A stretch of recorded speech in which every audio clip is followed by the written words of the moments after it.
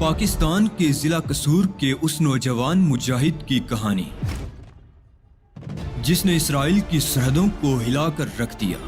اسلام کی بقا کی جنگ لڑنے والے اس مجاہد کی طویل داستان سننے سے پہلے چینل کو سبسکرائب کیجیے تاکہ کہانی کی تمام ترقصات آپ تک ہمیشہ پہنچتی رہیں۔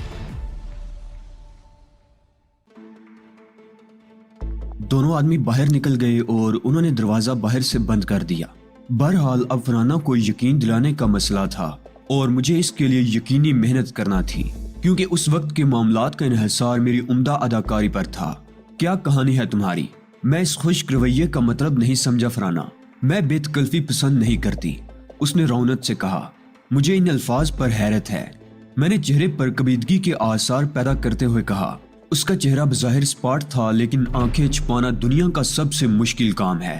آہنی اعصاب کے لوگ جو اپنے چہرے کے اتار چڑھاؤ پر قابو رکھنے میں ماہر ہوتے ہیں اور کسی بھی حال میں کسی دوسرے کو اپنی کیفیت سے آگاہ نہیں ہونے دیتے، اگر آنکھوں پر قابو پانے کا فن سیکھ لیں تو پھر ان کے بارے میں کچھ معلوم کرنا سخت مشکل ہو جائے۔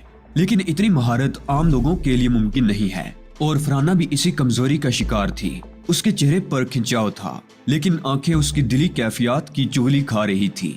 صاف اندازہ ہو رہا تھا کہ اس کے دل میں میرے بارے میں تجسس چھپا ہوا ہے۔ میں سرزمین پنجاب کا ایک دیہاتی بظاہر ان گہرائیوں کے بارے میں سوچ بھی نہیں سکتا تھا۔ ہم سیدھے بے ریا لوگ تو بس انسان کی زبان کو ہی ابتدا اور انتہا سمجھتے ہیں، لیکن حالات بعض اوقات وہ کچھ سکھا دیتے ہیں جس کا تصور بھی نہیں کیا جا سکتا۔ مجھے جو تربیت دی گئی تھی اس نے میری حسیات کو کئی گنا تیز کر دیا تھا اور اب میں انسان کو سمجھنے کی مہارت حاصل کر چکا تھا۔ کم از کم فرانہ جیسی عورت آسانی سے مجھے دھوکہ نہیں دے سکتی تھی، بلکہ میں اسے اپنی اداکاری کے جال میں پھانسنے کی قوت رکھتا تھا۔ وہ میرے جواب کا انتظار کرتی رہی، پھر اس نے دوبارہ اسی انداز میں کہا، میں منتظر ہوں۔ کس بات کی خاتون فرانہ؟ اس بار میرے لہجے میں طنز تھا۔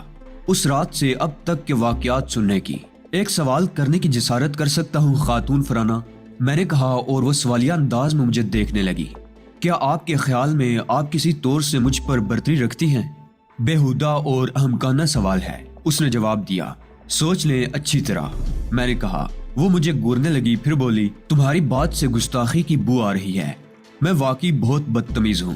ہوٹل میں آپ کی خادمہ نے مجھے کوئی معمولی شخصیت سمجھ کر آپ کا پیغام دیا تھا۔ میں نے اس پیغام کو ٹھکرا دیا۔ اس کے بعد آپ نے غالباً مجھے بے ہوش کرا کے اغوا کر لیا۔ میں اس بات کا اعتراف کرتا ہوں کہ وہاں دھوکہ کھا گیا تھا، لیکن اس کے بعد، ہاں آگے بولو۔ اس کے بعد خاتون فرانہ بے اختیار مسکرا پڑی۔ اس کے اندر پھر تبدیلی پیدا ہو گئی۔ انوکھی عورت تھی، ایک لمحے میں گرگٹ کی طرح رنگ بدلنے والی۔ میں اس کے چہرے کے ہر تاثر کو پڑھ رہا تھا۔ اس کے بعد جب آپ کے ہاں میری آنکھ کھلی تو مجھے حیرت ہوئی تھی۔ میں پرسحر موسم سے متاثر ہو گیا۔ اس وقت میرے ذہن پر آپ کی قربت کا فسود طاری ہو گیا تھا، لیکن شراب خانہ خراب نے ہمیشہ میری تقدیر کے دروازے مجھ پر بند کیے ہیں۔ کچھ اور تفصیل؟ اس بار فرانہ کے لہجے میں اشتیاق تھا۔ کوئی تفصیل نہیں، بار بار قسمیں کھاتا ہوں کہ نہیں پیوں گا، لیکن کہیں نہ کہیں بھول ہو جاتی ہے۔ مگر تم اس قدر مدہوش تو نہیں ہوتے ہو، خدا جانے کیا ہوتا ہے۔ میں نے ٹھنڈی سانس لے کر کہا۔ وہ کسی سوچ میں ڈوب گئی، پھر یک دم چونک کر بولی، مجھے بے وقوف بنا رہے ہو، احمق سمجھتے ہو مجھے۔ میں جانتی ہوں تمہارے ذہن میں کیا تھا، مجھے بھی بتا دو، میں نے جلائے ہوئے لہجے میں کہا۔ تم نے صوبانہ میں میری دعوت ٹھکرا دی تھی اور اس کے بعد جب تم نے خود کو میرے شکنجے میں پایا تو تمہارے ذہن میں انتقام ابھرایا۔ تم نے مجھے باہر چلنے کا مشورہ دیا جو میں نے قبول کر لیا۔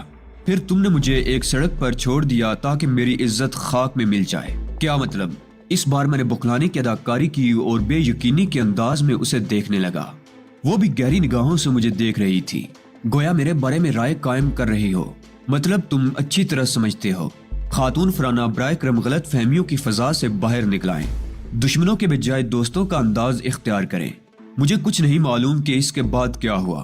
میں نوشی میرے حواس پر عجیب اثر انداز ہوتی ہے۔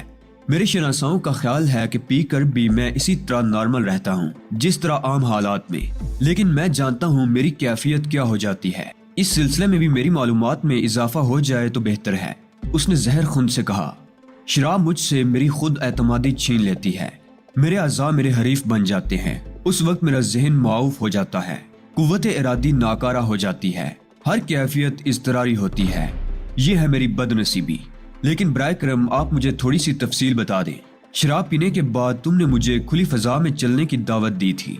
फराना ने कहा, नामुमकिन बात थी क्योंकि मौसम सर्द था, बारिश हो चुकी थी, वो मौसम खुली फजाओं में जाने का नहीं था। मैंने कहा, बहरहाल मैंने तुमसे ताउन किया, तुम खुद कार ड्राइव करते हुए ले गए थे और फिर तुमने जो कुछ हुआ खातून फराना सब इसी उमुल क़बाइस के ज़ेरे असर हुआ और शायद जिंदगी में ये मेरा आखिरी अहद है कि मैं शराब नहीं पीऊंगा। मैंने उसकी बात काट कर कहा, मेरी इज्जत मेरे वक़ार को शदीद ज़रब लगी है और अब तक मैं यही सोचती रही हूँ कि तुमने मुझसे सोबाना से अगवा किए जाने का इंतकाम लिया था। मेरी बेइज्जती करके मैं अहमकों की तरह सड़क पर खड़ी थी और अजनबी लोग मुझे देखकर कहके लगा रहे थे, मुझ पर आवाज कस रहे थे। न जाने किसने मुझे यहाँ पहुँचाया था। मेरा इन वाकयात से कोई ताल्लुक नहीं था। तुम कहाँ थे? अस्पताल में।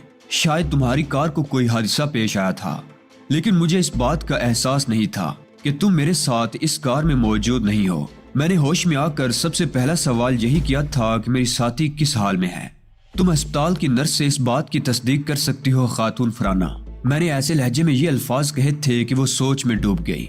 फिर उसने गहरी सांस लेकर कहा, तुम्हारी वजह से मुझे शदीद ज़हनी सदमे से दो चार होना पड़ा।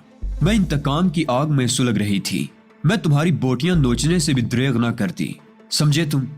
इन हालात का मुझे अफसोस है और इसीलिए मैं तुम्हारे अल्फाज का बुरा नहीं मानूंगा, जबकि तुम जो कुछ कह रही हो खातून फराना वो होश के आलम में मुमकिन नहीं है। यूं करो, पहले तुम अपनी इंतकामी कोशिश कर लो। जब इसमें नाकाम हो जाओ तो हम दोबारा दोस्ताना फजा में बात करेंगे। मैं तुम्हारी सख्तियों को माफ कर दूंगा, मैंने सख्त लहजे में कहा। वो अजीब निगाहों से मुझे देखने लगी, फिर यकायक मुस्कुरा पड़ी। अपने बारे में बड़ी गलत फहमियों के शिकार हो। हाँ, कुछ ऐसी ही बात है। कौन हो तुम और इन गलत फहमियों का पस मंजर क्या है? इस वक्त इसकी तफसील बेकार है क्योंकि हम दोस्ती की फिजा में नहीं हैं। अगर मैं तुम्हारे खिलाफ इंतकामी कार्रवाई करता तो इसमें सोबाना की तबाही और उस वेटर की मौत लाजमी थी जिसने तुम्हारी ईमा पर मुझे काफी में बेहोशी की दवा दी थी। बहुत खूब, इस हद तक, उसने कहा। इससे भी कहीं आगे फराना, मैं कोई शरीफ आदमी नहीं हूँ। जो कोई भी हो अच्छे हो, वैसे लबनानी नहीं हो।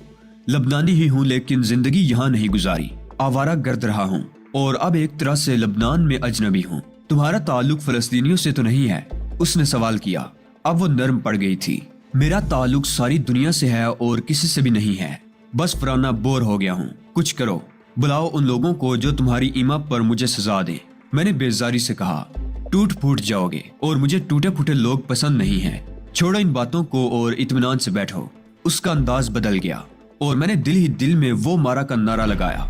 गोया मेरी अब तक की कोशिशें बार आवर हुई थी। मैं खामोशी से गर्दन झुकाकर बैठ गया। अब वो मुस्कुराती हुई निगाहों से मुझे देख रही थी, फिर खड़ी हो गई। इसके बावजूद कि मैं एक बार फिर तुम्हारे सामने बेवकूफ बन गई हूँ, तुम्हारे बारे में तस्दीक जरूर करूंगी। मुझे इसकी इजाजत दो, उसने कहा। मैं खामोशी से उसे देखता रहा। उसने दरवाजे के पास जाकर मखसूस अंदाज में दस्तक दी। दरवाजा खुल गया और वो बाहर निकल गई। मुझे तो आना ही इसके पास था, इसलिए अब कोई और हरकत नहीं कर सकता था। अलबत्ता उसके बाहर निकल जाने के बाद उसके बारे में सोचने लगा। तंजीम ने मुझे इसके पीछे लगाया था कि इसकी हकीकत मालूम करूं। हालांकि उस वक्त की बातों से ये अंदाजा हो रहा था कि वो बासर और खुद पसंद जरूर है, लेकिन ज्यादा ज़हीन नहीं है। बहर सूरत वो जो कुछ भी है, मुझे अपनी ड्यूटी अंजाम देना थी। अलबत्ता इस एहसास से मेरे जहन में चुभन सी हो रही थी कि इसके बाद क्या करूंगा। इस खौफनाक बला से बचना मुश्किल था। हालांकि तंजीम के मकासद पूरे करने के सिलसिले में ये पहला इम्तहान था और मैं दिलो जान से इस इम्तहान से गुजरने के लिए तैयार था। तकरीबन 20 मिनट के बाद फराना मुस्कुराती हुई आई और बेतकल्फी से बोली, आओ शहबाज, मेरे साथ आओ। मैं अपनी जगह से उठकर उसके साथ चल पड़ा। हम उसी कमरे में पहुंच गए जहां मैं पहले भी आ चुका था। बैठो, ये जगह तुम्हारे लिए अजनबी नहीं है, उसने खुश दिली से कहा। मेरे बारे में क्या रिपोर्ट मिली तुम्हें? मैंने सर्द लहजे में पूछा। मुझे कुछ गलत फहमियां हुई थी, उसने कहा। ज्यादा जख्मी तो नहीं हुए? नहीं, शायद कार ज्यादा गहराई में नहीं गिरी थी। वैसे वो कौन सी जगह थी? अरे छोड़ो, इस नाखुशगवार वाक़े को याद करने से क्या फायदा। कुछ खाओगे? नहीं, किसी चीज की जरूरत नहीं है। पियोगे? बराए करम फराना, मेरे सामने इसका नाम भी मत लेना, मैंने झूठ मूठ जुज़बुज़ होकर कहा। आराम करोगे या कहीं चलना है? उसने कहा और हंस पड़ी। मुझे भी हंसी आ गई। अरे हाँ, ये बताओ तुम्हारा कयाम कहाँ है? मैंने इत्मीनान से अपना पता बता दिया। इसमें कोई उलझन नहीं थी। फवाद से बात हो चुकी थी। तुम्हें अपने सामान की जरूरत तो नहीं है क्या करूंगा? मेरे यहाँ कयाम नहीं करोगे? मुस्तकिल? मैंने मुस्कुरा कर पूछा। क्या हर्ज है? मैं तो तन्हा इंसान हूँ, कोई नहीं है मेरा इस दुनिया में, कहीं भी रह सकता हूँ। मेरे यहाँ रहो, कोई तकलीफ नहीं होगी। वादा करती हूँ। किस हैसियत से? इसका तायुन बाद में कर लेंगे। इतनी जल्दी तमाम राहल तय कर लेना मुनासिब नहीं है फराना। अभी थोड़ी देर पहले हम दोनों अजीब से हालात में थे। मुमकिन है आइंदा मैं तुम्हारे मयार पर पूरा ना उतरूं। ओ नो, लोग मुझे खबती कहते हैं। मेरा खबत यही है कि जब किसी पर एतबार करती हूँ तो आंखें बंद कर लेती हूँ और उस वक्त तक आंखें बंद रखती हूँ जब तक वो मुझे किसी गड्ढे में ना धकेल दे। मेरे ख्याल में ये दानिशमंदी नहीं है। क्यों? ऐसे लोग अमूमन नुकसान उठाते हैं। मेरी बात पर यकीन करोगे? उसने आंखें बंद करके हंसते हुए कहा, मुझे नुकसान उठाने में भी लुत्फ आता है। जाने की इजाजत नहीं दोगी? नहीं, जैसी तुम्हारी मर्जी। मैंने शाने हिलाकर कहा। मेरी तरफ से तुम्हारे दिल में कोई कबीदगी तो नहीं है? वो बोली और मैंने नफी में गर्दन हिला दी। मैंने गोया अब उसके सामने हथियार डाल दिए थे। गालबन उसे अपनी इस फतह पर बहुत खुशी थी। मैंने बाकी सारा वक्त उसके साथ गुजारा। इस दौरान में उसने सिर्फ फोन वसूल किए थे, लेकिन कोई ऐसी बात नहीं की थी जिससे कोई अंदाजा हो सकता। बस हाँ हूँ और ठीक है पर इक्तफा की थी। लेकिन उसने कम से कम 30 या इससे कुछ ज्यादा ही फोन रिसीव किए थे। इतने फोन? क्या तुम हमेशा इतने फोन रिसीव करती हो? बाज़ औक़ात इससे भी ज्यादा, उसने मुस्कुराते हुए कहा। कौन लोग होते हैं ये? मेरा हल्का व हब्बाब बहुत वसी है। 80% कॉलें बैरूनी होती हैं और 20% मुकामी। इनमें कुछ कारोबारी होती हैं और बेशतर मेरे दोस्तों की। तुम्हारा क्या कारोबार है फराना? इस सवाल के जवाब से कबल मैं तुम्हारे बारे में जानने की ख्वाहिशमंद हूँ। बैरूत में रहकर तुम फराना से इस कदर नावाकिफ हो, ये बात मेरे लिए एक चैलेंज है। ऐसा क्यों है? तुमने खुद कोई अंदाजा नहीं लगाया? कोई खास नहीं। मैं तो बता चुका हूँ, लबनान मेरा आबाई वतन है, लेकिन मैंने जिंदगी का बेशतर हिस्सा बैरून मुल्क गुजारा है। London, Paris, Holland, Yugoslavia, Norway, Denmark वगैरह।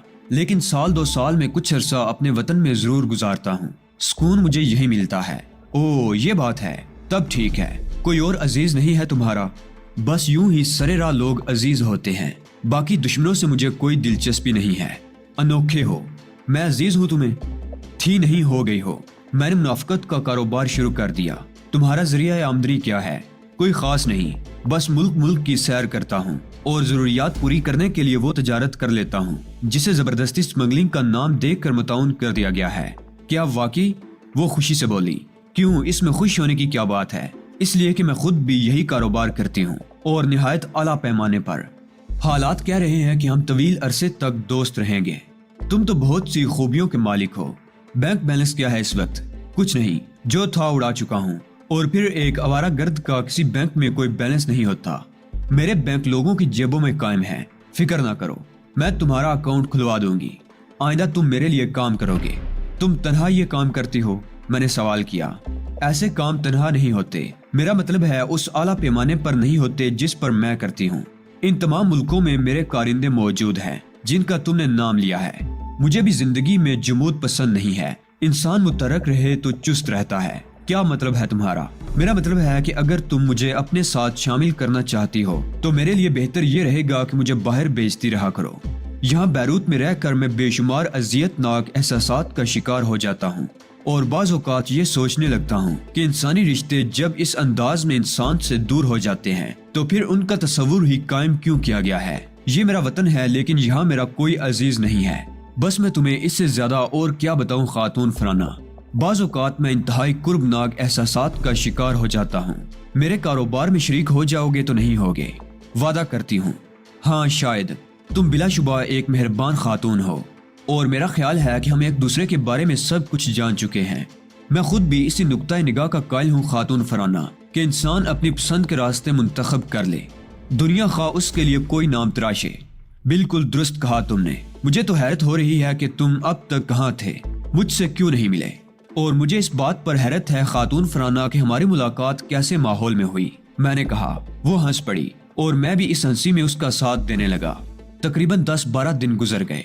मेरे नाम से बैंक में एक बड़ा अकाउंट खोल दिया गया था। एक खूबसूरत कार मेरे तसर्रुफ में दे दी गई थी। बाज़ औक़ात यूं भी होता कि फराना मसरूफ होती तो मुझे आवारा गर्दी की इजाजत मिल जाती। मैं कार लेकर बैरूत की सड़कों पर निकल आता और इंसानों के हुजूम में कार दौड़ाता फिरता। दोनों सम दुकानों और मकानों को देखता जिनमें वो लोग रहते थे जो मेरे जैसे थे। उनकी अपनी दुनिया थी, अपना घर था। खुशो खुर्रम लोग अपने घरों में आबाद थे, लेकिन फिर ये तन्हाइयां ही मेरे दिल में नए चिराग जलाती थी।